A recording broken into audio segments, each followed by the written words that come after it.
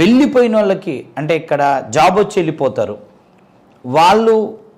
వాళ్ళ యొక్క విద్యార్థులు ఇక్కడ ఉంటారు కదా, అంటే తోటి విద్యార్థులు ఇక్కడ ఉండిపోతారు. నువ్వు ఉండిపోయినావు, నీకంటే ముందు 6 నెలల ముందు ఫ్రెండ్స్ వెళ్ళిపోయారు.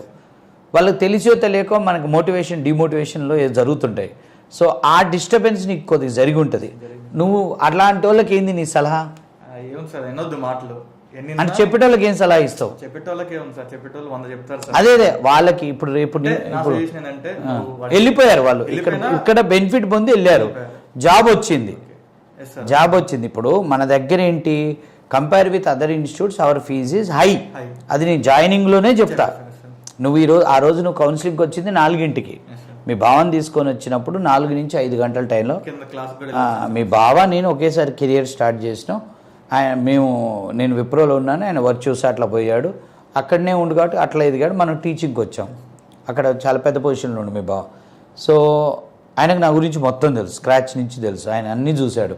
సో నువ్వు క్లాస్ చెప్తున్నా, మీరు వచ్చిర్రు, క్లాస్ అయినాక ఇక్కడికి వచ్చి నేను ఫేస్ టు ఫేస్ ఉన్నది ఫటాఫట్ చెప్పా. ఇక్కడ రోజు రావాలి, రెగ్యులర్ ప్రిపరేషను, ఎన్ని రోజులైనా కానీ లేట్ అయినా జాబ్ వస్తుంది, ఫ్రెషరే అని చెప్పి. సో అలా వెళ్ళిపోయి ఇక్కడి నుంచి వెళ్ళి జాబ్ వచ్చిపోయారు పాపం. వాళ్ళు మంచి సక్సెస్ అయ్యారు, వాళ్ళు మంచి సక్సెస్ రూట్లో ఉన్నారు.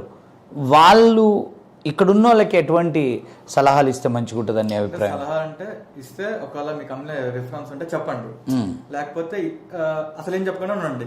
మాట్లాడుకుంటూ ఉంటాం బెస్ట్ కదా సార్. నువ్వు వాడిని డిమోటివేట్ చేసి వాడిని రమ్మని వినేటోడు వింటారు సార్, వినేటోళ్ళు ఎక్కువ ఉంటారు. ఇప్పుడు నువ్వు నాకు మనకు కొద్దిగా ఫ్యామిలీ రిలేషన్ ఉండటం వల్ల నన్ను మీ పేరెంట్స్ కమ్యూనికేషన్ రెగ్యులర్లో ఉండటం వల్ల నీది నాకు స్టేటస్ తెలుస్తుంది కాబట్టి వాళ్ళకి నేను భరోసా ఇచ్చిన.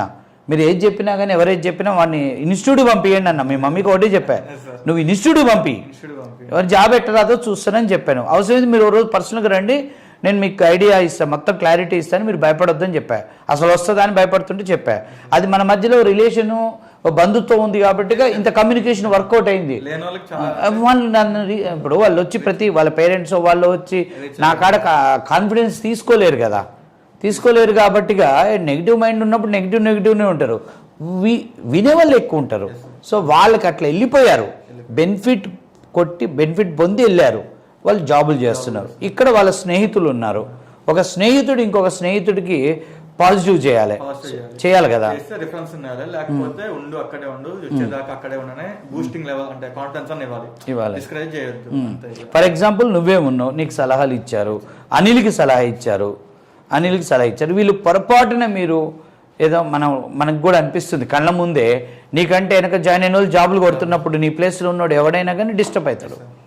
అయినప్పుడు నువ్వు ఒకవేళ బయట కాలు పెట్టితే ఇప్పుడు అక్కడ ఎవరు ఏం చేయరు కదా, మళ్ళీ అట్లా మళ్ళీ ఎక్స్పీరియన్స్ ఫేక్, మళ్ళీ రీస్టార్ట్ చేయాలి. ఇప్పుడు దాకా ఉన్నదంటే వేస్ట్ అయిపోతుంది. 90% నేర్చుకున్నావు, ఇంకో 10% నేర్చుకుంటే అయిపోతుంది, మళ్ళీ అక్కడ రీస్టార్ట్. వాళ్ళకి నీ సలహా ఏంటంటో? అంటే నా సలహా ఏంటంటే ఉండండి అంటిల్ జాబ్ వచ్చే వరకు సార్ నమ్మండి, ఇన్స్టిట్యూట్ రెగ్యులర్ వచ్చేసి నేర్చుకోండి అంతే. ఎవరైనా చెప్పినా కానీ అంతే కాదు, అది ఫైనల్ గా అదే ఉన్నది. వీళ్ళే బెస్ట్, అనిల్ది మహేందర్ది బెస్ట్ ఎగ్జాంపుల్. మీ ఇద్దరికి జాబులు వచ్చినాక ఎంతమంది బ్యాక్ వచ్చారో తెలుసా? మేము ఆడుండి ప్రిపేర్ అవుతాం అన్నోళ్ళంతా వచ్చి వాళ్ళు పాపం మళ్ళా వాళ్ళకి మీ ఇద్దరి జాబులు చాలా మందికి బూస్ట్ అయింది, వాళ్ళు మోటివేట్ అయ్యారు, వచ్చేసారు వస్తూనే ఉన్నారు సార్. అసలు మొన్న నాకు పరమేష్ కలిసిండు అనుకోకుండా, చెప్పాడా? తెలిసింది ఆ విషయం, అది పర్సనల్గా చెప్తా. అనిల్ వచ్చేసారు, అనుకోకుండా కలిశాడు, చెప్పాడా? అనుకోకుండా కలిసినా